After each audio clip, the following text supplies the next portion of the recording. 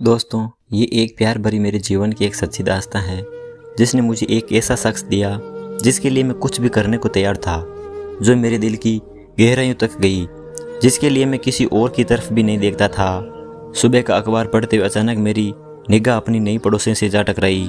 मैंने सुना तो था कि मेरे बगल वाले फ्लैट में कोई महिला अधिकारी शिफ्ट होने वाली है, पर यह हमारा पहला आमना सामना था।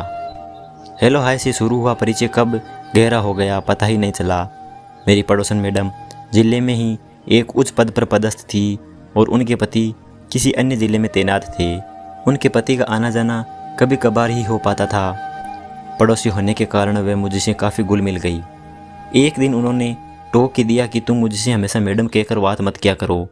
मैंने कहा, मैडम मैं अभी एक विद्यार्थी हूँ और आप इस जिले में तैनात एक वरिष्ठ अधिकारी, आखिर हमारा क्या रिश्ता हो सकता है। वह कुछ देर तक शांत रही और फिर अपनी चुप्पी तोड़ते हुए बोली कि अगर तुम बुरा न मानो तो मुझे भाभी कहकर बुला सकते हो।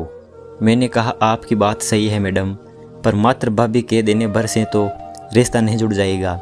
वैसे भी ये बड़ा नाजुक व प्यार भरा रिश्ता है, इस रिश्ते को निभा पाएंगे आप। उन्होंने अपनी आंखें ऊपर उठाई और मेरी आंखों में आंखें डालकर बोली, यह ज़रूरी तो नहीं कि हर रिश्ता खून से ही बनता हो। रिश्तों की परिभाषा अपनापन, स्नेह और प्यार में छुपी हुई है। अगर हम एक दूसरे को समझ सकें तो ये रिश्ता हम भी आसानी से निभा सकते हैं।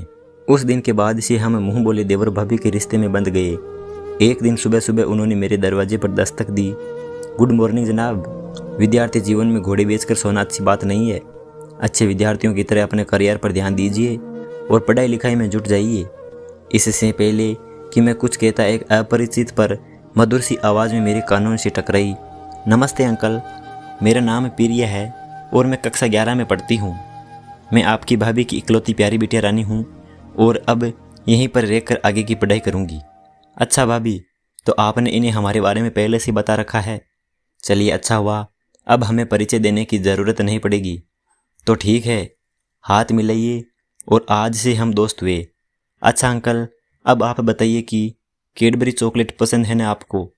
हाँ हाँ, क्यों नहीं। तो फिर शाम को आप कैडबरी चॉकलेट लेकर आइएगा।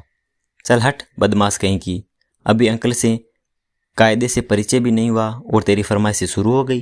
भाभी ने कहा, आप इसकी बातों में मत आइएगा, क्योंकि खाने पीने को लेकर दोस्ती करने में काफ़ी तेज़ है। अरे तुम दोनों के चक्कर में मेरी चाय भी ठंडी हो गई। अच्छा तुम जल्दी से फ्रेश होकर आ जाओ तो एक कप गर्मा गर्म चाय हो जाए। वक्त के साथ प्रिया मुझसे काफ़ी घुल मिल गई। वह मेरे खाने से लेकर बाहर जाने तक का हिसाब किताब रखती। जब कभी भी मैं देर से आता तो प्रिया दरवाजे पर खड़ी मेरा इंतज़ार करती रहती और जब तक मैं खाना नहीं खा लेता वह कुछ भी नहीं खाती। उसकी मम्मी भी खुश थी कि प्रिया को बोर नहीं होना पड़ता, पर प्रिया के दिल में क्या चल रहा था उससे मैं और उसकी मम्मी बिल्कुल अनजान थे। वैसे कुछ सोचने का कोई कारण भी नहीं बनता था। अगर आपकी भी ऐसी कोई लव स्टोरी है तो आप मेरे साथ साझा कर सकते हैं नीचे कमेंट बॉक्स में। अगर आपको ये कहानी अच्छी लगी हो तो ज़्यादा से ज़्यादा शेयर कीजिए अपने दोस्तों को।